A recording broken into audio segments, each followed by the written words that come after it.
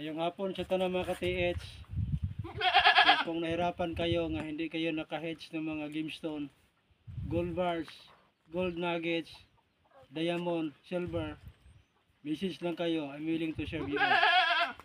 So kung failure mo lagi, wala gid mo maka-hedge, bisan nagamit mo proton elect LB16, gold detector, long range Maria scanner, pag message lang kayo, can you video call me at any time?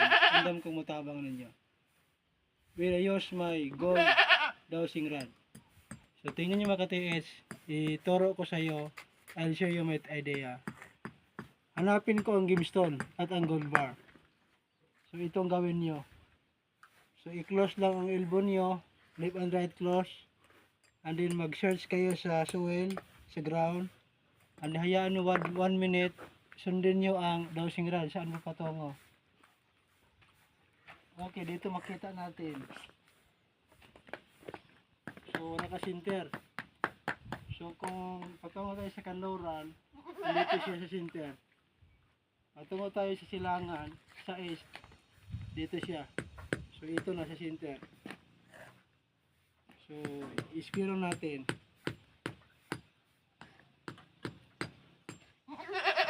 So ito. So lokito natin, ispiro natin.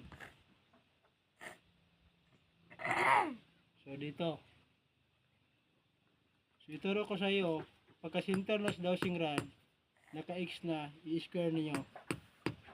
Okay. I-square size. Ang size nito is 3x4. So i-search natin ang depth. Galing sa center, lumakad kayo kung how many meter ang deepness sa gold bar or gemstone or diamond na hinanap niyo. Okay, let's start. So 1 meter only. 0, 0. Hindi nakaabot ng 1 meter. Pag ganun kayo, left and right, hindi siya naka-misyo, 0, 0. So tingnan natin.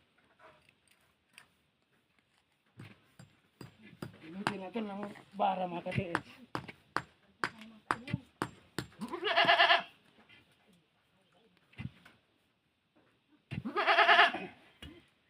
Dito lang. Lapit doon. So ito mga ka-TH. Golden diamond. Okay. Sino ang gustong bumili nito? Who wants to buy this diamond? Gold diamond. So mali siya. Like a squash. Okay. So message lang kayo. Dili ako magpabayad sa diyang magpascan ko sa site ninyo. So depende sa sabot na to. Every site, kung meron kayong 10,000, 20,000 to 100,000, depende sa bunker or giveaways sa site niyo. Mangayara ko nyo binira to, sabot-sabot lang. So itong lumana na to. Golden diamond. So, business na kayo mga kapamilya. If you want heads, golden diamond or gold bar. Thank you.